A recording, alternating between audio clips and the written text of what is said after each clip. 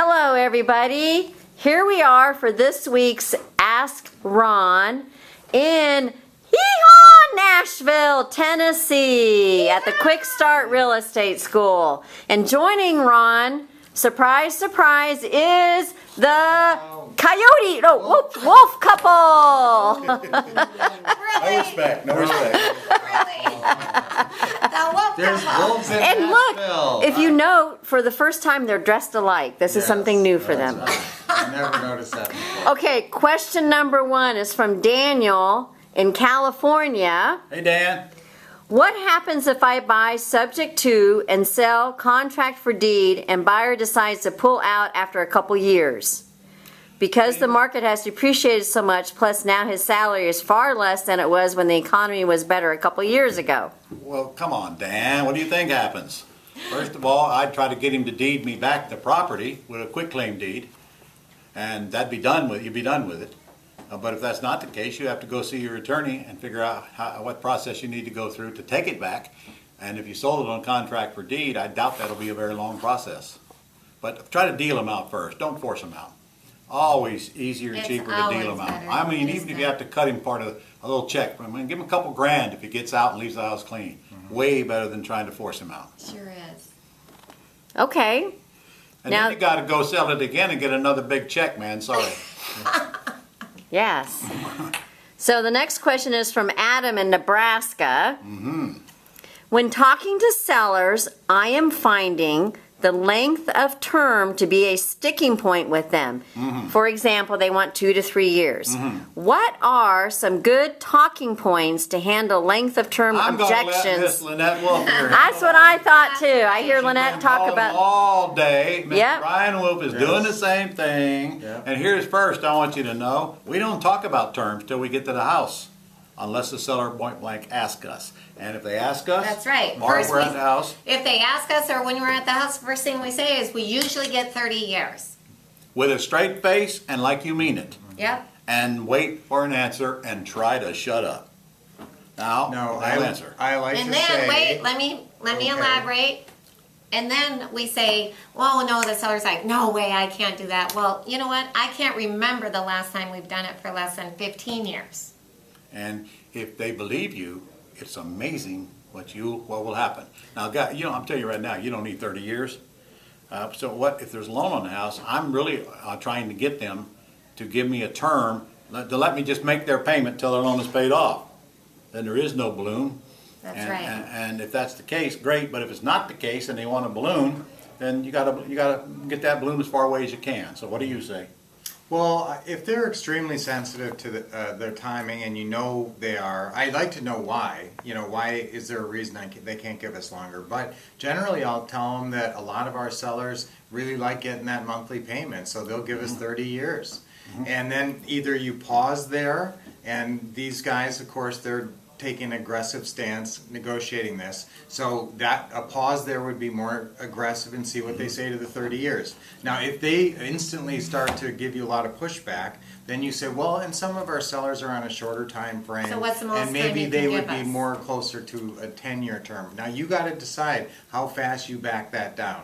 Now, you might want to back it down. Ron goes to 15 years a second. So- Now, if they have a big pushback and they say, what, I can't even, I don't even want to give you any time at all, then you better not say 15 because they're going to still be way out of the ballpark. Well, but then maybe. you might come back down to 5 or 10. Here's how I handle it. We usually get 30 years. No, I can't do that. Okay, well, what can you do? What's the most you can do? And you never know. They might come down to 15 automatically, and you're done. Right. Okay, True. I guess I can live with that. Now, if they come back, I'll only do it for 2 years. I haven't done one in less than 10 years since I can remember. Well, I don't want to do 10 years. Well, what is the most you can give me? And you let them tell you the number, and you just work them down. And then finally, you got to make a decision. And I don't really want to do one in less than 5 years, so I might just tell them, if you insist that I do it in 2 years, that would be a deal killer for me. And that'd be too bad, because I'm here ready to buy your house.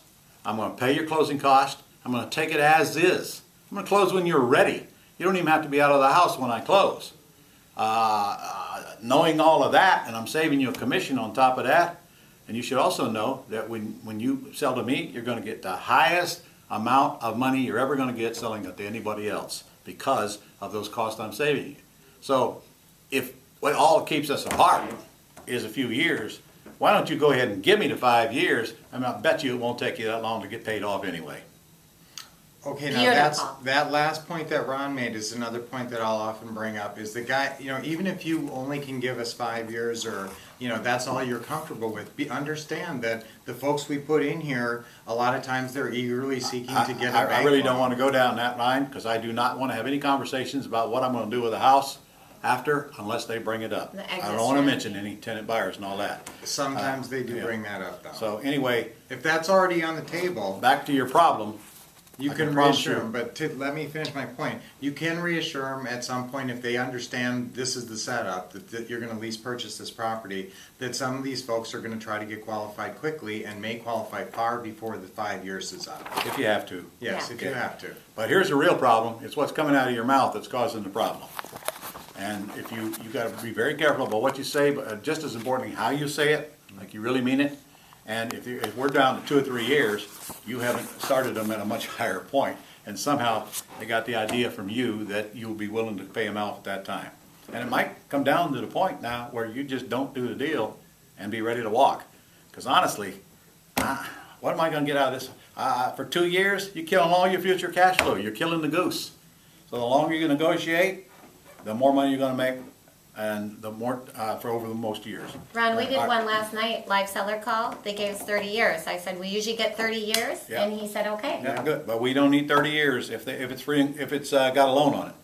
All I need is the same term that's on the loan. Now, if it's free and clear, the longer the better. Right. Right? Okay, question number 3 is from Austin in California. Hi, Austin. Austin would like to virtually wholesale houses elsewhere in the country and have VAs assist him in closing these deals. Unfortunately for Austin, he is not mobile enough to where he can pick up and leave at any point in time to see these properties out of state. Don't have to. Don't have to. Don't have to. You can see them online, and you can put an offer in on them, get the offer accepted, and then put them back online at a higher price. You don't ever have to touch the house. That's In right. fact, it's being done all over the country right now. Virtually is the key word. You can do that if you're in a wheelchair at home, can't get out of the house. No, Seriously. Yeah.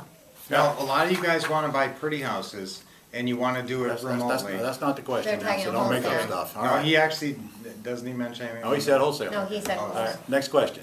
Question number 4 is from Jake in North Dakota. Jake, Hi, Jake. What paragraph or language in your purchase and sales agreement gives the benefit of principal pay down to the buyer or seller? paragraph 2B, but you have to fill it out to that effect, and we're definitely not gonna go through all that right now. Like, I just got through teaching that in class a while ago. But it's how you fill out paragraph 2B, which defines the terms for the seller carryback financing.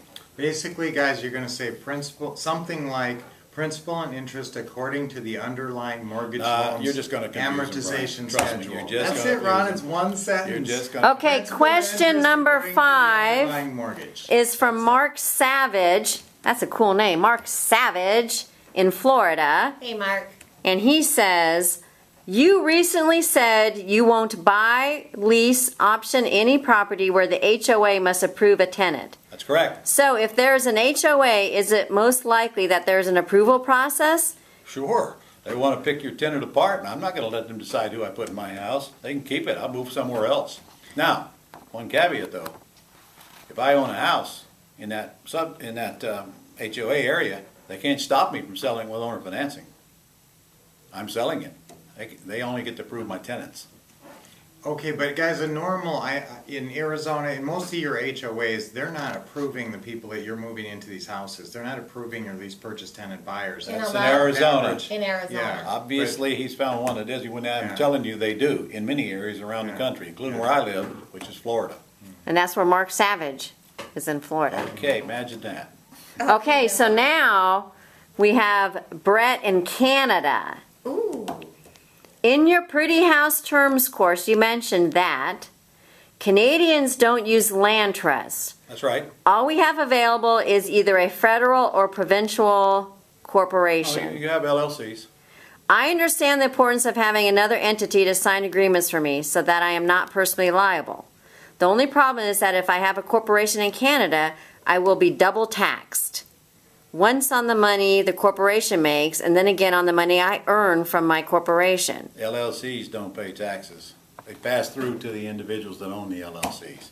So I can't get into that. That's too complicated for this question and answer session. But you probably ought to check with your good CPA, get to the bottom of it. But it's easy for you not to get double taxed. I mean, you could say the same thing of here in America. I might get double, but I don't get double taxed because an LLC is a pass-through entity. Anyway, enough on that. Okay, so this is another part to Brett in Canada's question. Okay. He contacted screenthetenant.com and they told him that they currently do not offer any services to Canadians. What would you recommend your students in Canada do for getting background checks and offering credit repair? I'd go on Google and say background checks. And here comes a big old bunch of them that'll do it for me. You're gonna say that. Well, why else? Why not? Jeez. All right, what else? That's the end of Brett in Canada's questions. All right, Brett. So question number 7 is Thomas in Michigan. Hey, Thomas. Will all lenders allow the option deposit to be applied toward a down payment? If not, what can I do to improve the chance of it? Well, I don't know because I'm not those lenders, but honestly, I don't see how they can not do it because it is an earnest money deposit, the same as anybody else will put up if they're buying a house. So I don't know what reason they would use not to honor it. But by the way, if one lender don't, whack them, take them to another lender. But I don't know. Have you ever seen that be a problem? No. Me either. Now, you're going to have to prove that you received it. Yes. So you better have a way to show them Yes. that it went into your bank account, and that's what it was for. That's So the when- key. When you deposit it, you put right on there, earnest money deposit. And take a picture of the check. They will want to see proof when they get loan approval Sure. later. Okay? So we have another Canadian question, and I think you just answered it. This is Jim, and he says, what type of companies are there in Ontario, Canada, to protect me in my house You guys deals? use LLC. Now, Yeah. I'm talking about your home now. You guys use LLCs, but you better get some advice from your CPA before you can put in your home in an entity, because you might create a tax problem with that. Okay. All right? So And you can always move to the States. Just kidding, just kidding. We got a lot of students in Canada. We do. people love Canada. We had know. some of the biggest Yeah. presentations ever. in Yeah. Canada. Yeah, we Okay, so this last question is a little involved. It's from Joan in Florida. Joan says, we have real estate investing friends in Singapore. They have a group of real estate investors that we have met when we were there. They are interested in getting an 8% return on their money and have proposed that when we pick up a pretty house property, we tell them whether it is a 3 or 5 year investment. They give us $10,000 up front. They collect 8% from us at the end of each year, which we would take from our rent, and at the end of the balloons, they would get their $10,000 back. My question is, shouldn't we be making some type of money on this, such as administrative costs or something of the sort? All right, let They me answer the question. Shall I? Yeah. Okay, in the pretty house business, why on earth do you need investors from Singapore? You don't need investors, period. You're going to get paid on the non-refundable option deposit. What do you need an investor for? There's no money to pay. Most you're going to pay is closing costs. Put it on your Visa card. No Singapore. Now, if you want to do cash deals and you want to raise a bunch of cash, then that's another story.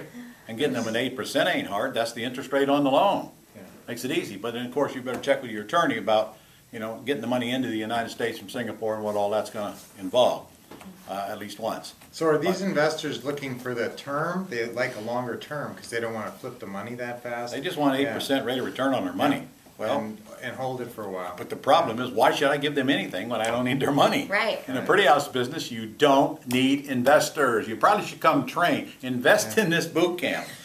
And you just see how funny it is to us that you need Singapore investors to do the pretty house business. For the pretty house I business. just had Jay Connor on stage. He just got a $64,000 non-refundable deposit on a $250,000 house. What is your average deposit? 30 grand? 30, yeah. And you just Yeah. got 60 some odd $1,000 at one 2 1-hour sales we on did one two Saturday. 1-hour sales Yeah. on one Saturday, So what and that's the money heck? you can spend. What do we need investors for?